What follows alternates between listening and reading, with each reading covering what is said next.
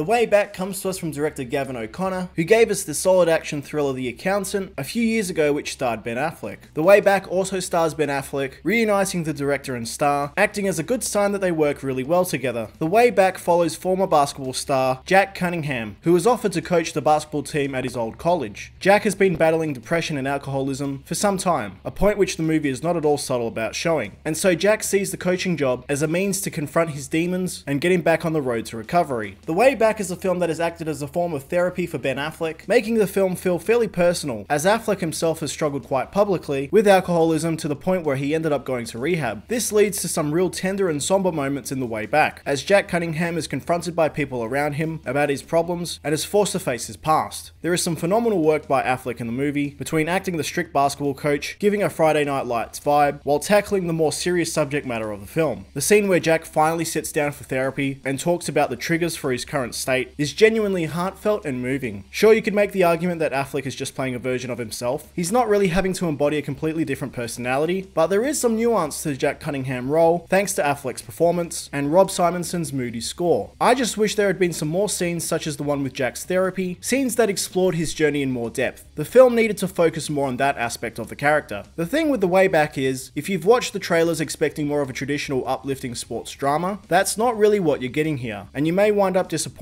The Way Back spends far more time as a slower character study about a recovering alcoholic than being a typical sports underdog tale, to the point where I'd say about 65% of the movie is about Jack's ups and downs with his depression, while the other 35% is the actual sports drama. Don't get me wrong, this is a well-directed and thoughtfully put together film that fits the bill of the type of prestige drama that we get less and less of these days. The basketball matches that we do get in the film are really crisp to look at, with some powerful moving music supporting them, although Gavin O'Connor makes this odd choice of freeze-framing the movie and putting the final score in text, rather than showing the match play out to that score. This move occasionally works when trying to keep the film moving, other times it feels abrupt. As a result, The Way Back may just wind up feeling like a watchable disappointment, because in fact, if The Way Back had been greenlit today, I honestly believe it would have gone straight to Netflix or Amazon. There's a lot to like about The Way Back, but unfortunately the film is held back considerably by the script, where there are these two conflicting stories. The first focusing on Jack's life with his family and his alcoholism, while the second is the fairly paint-by-numbers sports drama, showing Jack coaching these young misfits. These stories barely intertwine throughout the film, failing to satisfyingly come together in the film's third act, leading to an ending that feels abrupt. There is certainly closure for Jack himself, but so many supposedly important side characters get forgotten about as the film is trying to wrap up character arcs and plot threads. Family members who we're expected to remember later on in the film barely receive an introduction before we're off meeting the movie's young basketball players. Janina Gavankar, who fans of the Star Wars Battlefront games will know, gets to be Jack's bitchy ex-wife, and that's about it. Simply put, there are too many supporting characters in The Way Back, many of whom could have honestly been merged, and as a result, many of the characters are underdeveloped and underutilized. If you're interested in a moving sports drama like Any Given Sunday or Friday Night Lights, then The Way Back is not really that film. The Way Back is a movie that means well, and by all means, it is an entirely watchable film. I definitely don't regret my time watching it. The Way Back is a somber attempt at examining depression, grief, and alcoholism that disappointingly doesn't delve into those topics as much as it could have. Thankfully, it doesn't offer simple solutions to those topics, which I personally appreciated. If you're interested in a somber character study about recovering from depression and alcoholism with a personal touch from Ben Affleck, then maybe wait to see The Way Back on a cheap movie day or wait for it to be on Netflix. The Way Back gets a 6.5 out of 10 from me. Guys, I hope you like this review. If you want to see more reviews just like this one, stay right here for your Mono Fix. Bye guys.